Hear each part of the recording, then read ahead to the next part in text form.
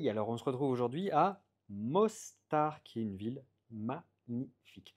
Je te conseille vraiment si un jour tu passes en Bosnie, d'ailleurs la Bosnie, mais quelle surprise, les paysages sont juste fous. C'est un mélange dans ce que j'ai vu entre l'Écosse, l'Ardèche, l'Auvergne, c'est vraiment sublime. Et enfin, les vaches qui te croisent au beau milieu de la route, les moutons qui traversent un peu n'importe où, j'ai adoré, ça m'a fait rappeler la Corse. Bref, et les gens aussi sont super sympas. Aujourd'hui, je voudrais te parler de quelque chose qui est justement la gentillesse. Tu as vu que je suis parti un peu rapidement du Monténégro parce que j'ai eu des relations un petit peu rugueuses, on va dire, avec les personnes que j'ai côtoyées là-bas, et j'en ai côtoyé pas mal. Donc, je suis parti en Bosnie et je me suis fait cette réflexion sur la gentillesse, en me demandant si c'était une vertu, une qualité ou un défaut. Ah, tu dirais quoi, toi, dans les commentaires?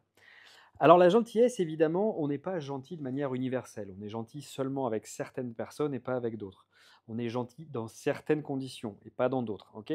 Donc à partir du moment où on ne fait pas les choses de manière dichotomique comme ça, on met un petit peu de nuance dessus, on se rend compte que la gentillesse, elle a un but au niveau de l'évolution, de la psychologie évolutionniste, nous dit que bah, la gentillesse, ça a servi à créer de la cohésion dans le groupe et donc à créer de la survie. Ok. Maintenant qu'on sait ça, est-ce qu'on n'est pas parfois un petit peu victime de cette gentillesse? Ce que je veux dire par là, c'est que, tu vois, quand en 2015-16, on était sur scène avec mon acolyte, on avait écrit un texte sur la gentillesse où on disait que justement, les gens sont gentils parce que ils n'ont jamais appris à être méchants en fait. Ils sont un peu gentils par défaut.